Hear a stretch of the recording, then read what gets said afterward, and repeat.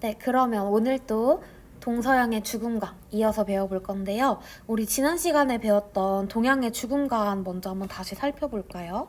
우리 동양의 죽음관 빈칸 채워봅시다. 빈칸이라고 할게 별로 없죠? 그래도 유교, 불교, 도가 요 정도는 아주 쉽게 알 수 있죠, 그죠? 유불도의 큰 차이를 우리가 이해하고 있다면 죽음관도 잘 이해할 수 있다고 선생님 얘기했었어요. 이 유교에서 중요한 건 뭐였어요? 죽음 이후의 세계, 즉 내세보다는 현세에서의 도덕적 삶을 강조한다. 그럼 불교에서는 죽음은 생로병사, 즉 거기서 우리가 기존적으로 알고 있는 그런 고통의 일부이다. 그리고 이 죽고 나면 영영 이 세상이 끝나는 게 아니라 또 다른 세계로 윤회하는 거다. 단, 여기서 중요한 거는 뭐 있었죠? 단. 깨달음을 얻으면, 즉 해탈하면 또는 열반에 이르르면 그 다음에 윤회하지 않는다. 이런 얘기 했었죠, 그죠? 그 다음에 마지막 도가에서는 삶과 죽음은 모두 다 기가 모이고 흩어지는 과정이다. 이렇게 얘기했었죠. 그렇기 때문에 그 벚꽃나무에 벚꽃이 있든 지든 상관없이 그건 우리가 벚꽃나무라고 부를 수 있듯이 우리의 삶은 그냥 기가 모였다 흩어지는 것일 뿐 죽고 태어나고 살아가고 하는 과정은 큰 차별이 없다. 큰 차이가 없다. 특히 도의 관점에서 보면, 자연의 관점에서 보면 그렇다. 자연의 섭리이니까 슬퍼하지 말자. 사계절의 변화처럼 자연적이고 필연적인 과정이다. 이런 얘기 했었죠. 그렇기 때문에 우리는 뭐 해야 된다? 애도하지 않아도 된다. 집착하지 않아도 된다. 우리는 초연한 자세를 지녀야 한다. 이런 얘기를 했었어요. 그럼 오늘은 뭘 배울 거냐? 오늘은 바로 이 서양윤리에 대해서 배울 거예요. 서양윤리라고 하면 그렇네. 서양의 죽음관에 대해서 배울 건데요. 우리 유불도처럼 기존에 좀 잘 알고 있었던 내용이면 여러분들 쉽게 바로바로 약간 예측하면서까지 알 수 있을 텐데 지금 여기 나오는 이 4명의 사상가는 여러분들이 선생님이랑 같이 배웠던 서양윤리 사상가들 누구 있죠? 칸트, 스토아학파, 아우구스티누스, 자연법, 그리고 공리주의자들 벤담 밀, 또 싱어, 규칙공리주의, 그 다음에 덕윤리학자인 아리스토텔레스랑 맥킨타이어 이런 사람들 중에 아무도 없어요. 새로 배우는 사람들이기 때문에 오늘은 선생님이랑 지난 동양윤리보다는 조금 더 자세하게 볼 거예요. 이 사상가들이 왜 이런 얘기를 했을까 기본적인 배경부터 한번 살펴볼 건데요.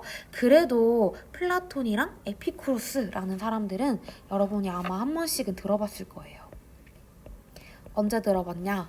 바로 작년에 선생님이랑 그 정의윤리 할 때 플라톤 배웠습니다. 선생님이 막 그때 이렇게 생긴 막 사람 그리고 요거 그리고 해서 이성, 기계, 막 그 다음에 뭐더라? 욕망, 그렇게 해가지고 지혜, 용기, 절제 이걸 3가지 다 하는 게 정의다 막 이런 얘기 했었죠. 그리고 선생님 문제도 냈었죠.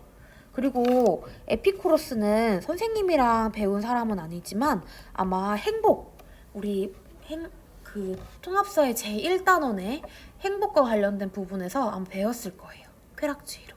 그리고 선생님이랑 배웠던 공리주의의 시초가 되는 그 사상의 근거가 되는 쾌락주의, 경험주의를 처음 만든 사상가입니다.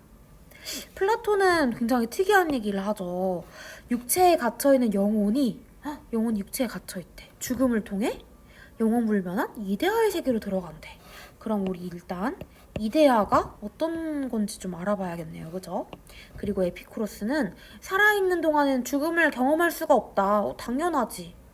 경험할 수 없기 때문에 두려워할 필요가 없다? 이것도 좀 특이한 이야기를 하네요. 이게 우리 고대 사상이고요. 현대는 둘 다 실존주의라는 사상이에요. 지금 여기 현실에 살아있는 지금 여기에 나를 이야기하는 게 바로 실존인데요. 이 실존주의 사상가 2명, 하이데거라는 사람이랑 야스퍼스라는 사람이에요. 요 사상가들은 아마 처음 배워보는 사람들이겠지만 그래도 우리가 평소에 생각하는 거랑 어느 정도 통하는 면이 있어요. 종이 기네. 그래서 그런지 우리 첫 시간에 친구들이 나 좀 공감되는 것 같아요 라고 가장 많이 이야기해준 사상가 중 하나예요. 하이데거는 죽음을 자각하면, 인식하면 삶을 더 의미 있고 가치 있게 살 수 있다 이런 말도 했고요. 야스퍼스는 죽음은 인간이 피할 수 없는 한계 상황이다 이런 얘기도 했다네요. 그럼 요 실존주의까지 이렇게 우리 한번 알아봅시다. 그 전에 우리 지난 시간에 과제도 한번 확인해보고 가야 하는데요.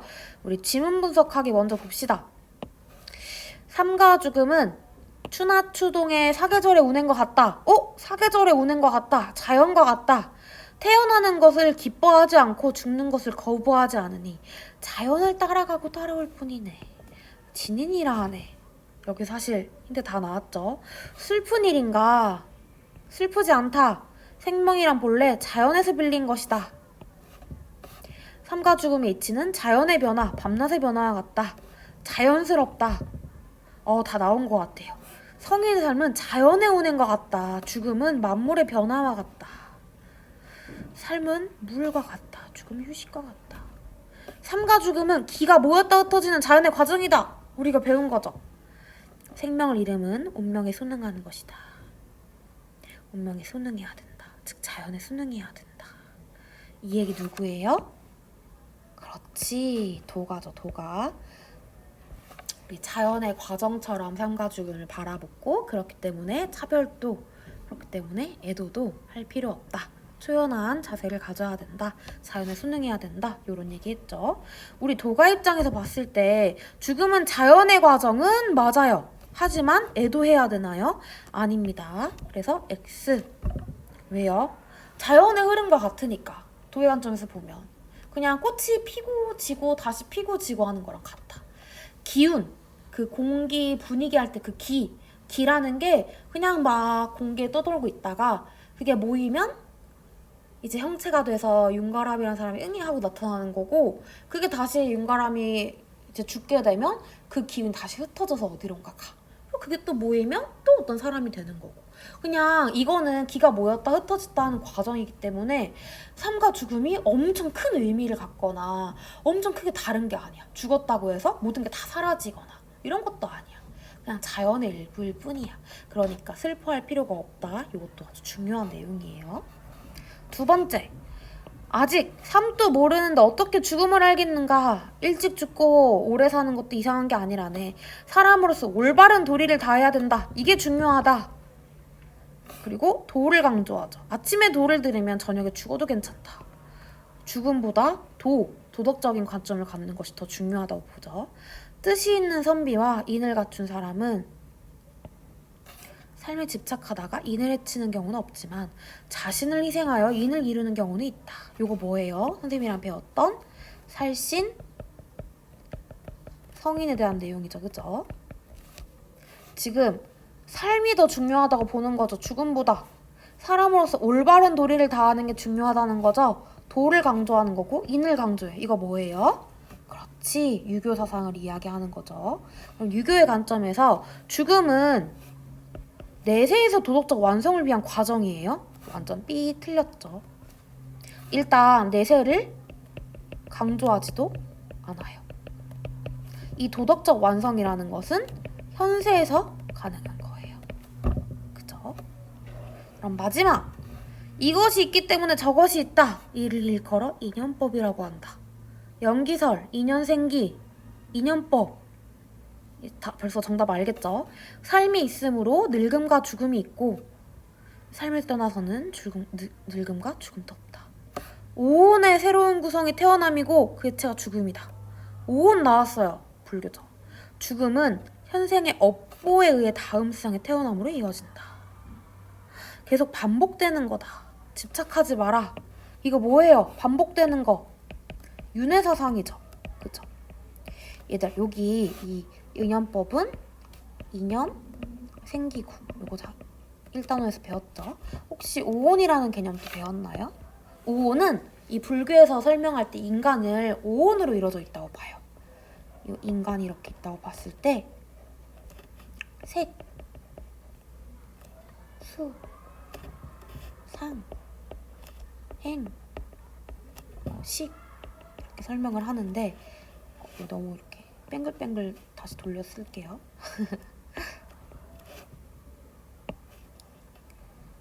색, 수, 상, 행, 식 이렇게 있다 치면 일단 요 색이라는 거 우리가 뭔가 구분하는 거죠, 그죠? 우리가 인식하고 느끼고 이런 것들 수, 감각. 상은 생각하는 거. 이렇게 생각하는 거. 식은 인식하는 거. 행은 행동하는 거. 우리 지금 다들 공부하고 있죠, 그죠? 그러니까 뭐 등등.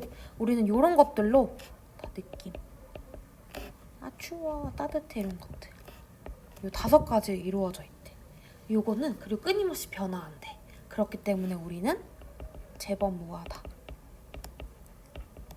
나라는 존재가 있긴 하지만 이게 고정되어 있는 실체가 없다. 지금 선생님도 윤가람이라는 사람은 있긴 하지만 나를 규정짓고 영원하다, 불변하다, 고정돼 있다 이렇게 말할 수 없는 거는 여러 가지 이유가 있긴 하지만 선생님 지금 1초 전의 선생님이랑 지금의 선생님은 다르죠? 생각하는 것도 느끼고 있는 것도 행동하는 것도 말하고 있는 것도 다 달라요. 머릿속에 상상하고 있는 것도 계속 변화하고 있죠. 제법모화를 오온으로도 설명하거든요. 여러분들이 오온이 나오면 이거는 무조건 불교다 생각하면 돼요. 불교 쓴 용어예요. 정답은 불교 이렇게 풀면 되죠. 그러면 수능 문제로 넘어갑시다. 수능 문제. 일단 가다가 누군지 알아야겠죠. 이제 이거 바로바로 맞추겠죠. 아침에 도를 깨달으면 저녁에 죽어도 좋다. 그만큼 죽는 것보다 도를 깨닫는 게 중요하다. 인을 해치지 않는 것이 중요하다. 요거는 뭐예요? 그렇지, 요거는 유교. 진인 나왔어. 벌써 끝났지? 도가지. 그래 더 보자. 명성을 가까이 하지도 말고 형벌을 가까이 하지도 마라. 이런 인위적인 규범, 명성, 명예, 사회에서 이렇게 구분 짓고 권위 막 이런 거 좋아하지 않는 거 누구예요? 누구예요? 그리고 삶을 기뻐하지도 죽음을 싫어하지도 않는 이 차별하지 않는 이 자세 바로 도가죠. 마지막 전생에 뿌려진 씨앗은 이번 생에 받는 거. 다음 생에 거둘 열매는 이번 생에 행하는 거. 전생이 있다. 다음 생이 있다. 이번 생이 있다. 그리고 요거는 우리의 업보에 따라서 이루어진다. 요거는 뭐예요? 바로 불교죠. 불교. 그러면 가나다는 유불도로 생각하고 풀면 되겠네요. 옳지 않은 것을 골라봅시다. 죽음은 슬픈 일이지만 그렇죠. 애도하는 거는 맞죠. 유교는 애도 문화 있죠. 의로운 일을 위해서 목숨을 버릴 수 있다. 살신성인의 자세 맞죠. 이거는 인일을 위해 목숨을 바치는 것은 어리석은 일이다. 그렇지. 인일을 위해 목숨을 바친다는 것은 유교에게만 해당되는 거죠. 그죠? 도가에서는 그렇게 생각하지 않죠. 특히 도가에서 인의는 인위적 규범이죠. 인위적 규범. 그렇기 때문에 이거는 아니에요. 이것도 정답. 그리고 이 자연에 따라 살아야 되지 인이라는 인위적 규범에 따라서 목숨을 바친다? 이거 어리석인 거다. 이 도가의 관점 맞죠? 3번 연기의 법칙을 깨달으면 윤회의 고통에서 벗어날 수 있다. 연기의 법칙을 깨닫는 건 뭐예요? 깨달음. 즉 이거는 열반에 이르는 거. 즉 해탈에 이르는 거. 그러면 윤회? 안 하죠. 그죠? 이것도 맞는 말이에요. 그럼 4번 가나 유교와 도가의 공통점 태어남과 죽음은 본래 자연스러운 과정일 뿐이다. 맞죠? 유교에서도 자연스러운 과정, 도가에서도 자연스러운 과정이라고 강조하죠. 만약에 여기서 선생님이 더 헷갈리게 된다면 애도하는 문화는 차이점이겠죠. 유교에서는 죽음을 애도해야 된다고 보고 슬퍼해야 된다고 보고 도가에서는 그럴 필요 없다. 자기 아내가 죽었는데도 그 슬퍼하지 않고 그거를 조금 슬픔을 좀 승화시켜서 자연의 섭리에 따라서 간 거니까 이렇게 막 춤을 추고 막 이렇게 그랬다고 했죠, 그죠? 그러니까 이것도 정답. 옳은 거. 그럼 마지막 이 정답은 5번이 돼야 되는데 남을 도우며 선하게 살아야 내세의 행복을 기약할 수 있다. 여러분, 내세에 대해서 이야기하는 거는 내세 강조하는 건 불교만 그렇죠, 그죠? 그죠? 그렇기 때문에 이거는 나가 아니에요. 도가는 죽고 나면 그냥 기가 흩어지는 거랬잖아. 다음 생이 또 있다. 다음 생을 위해 어떻게 살아야 돼 이런 말 안 하죠. 정답은 5번입니다. 여기까지 풀이 됐나요? 오늘 또 다 풀고 2019년 재작년 수능 문제를 한번 풀어보세요.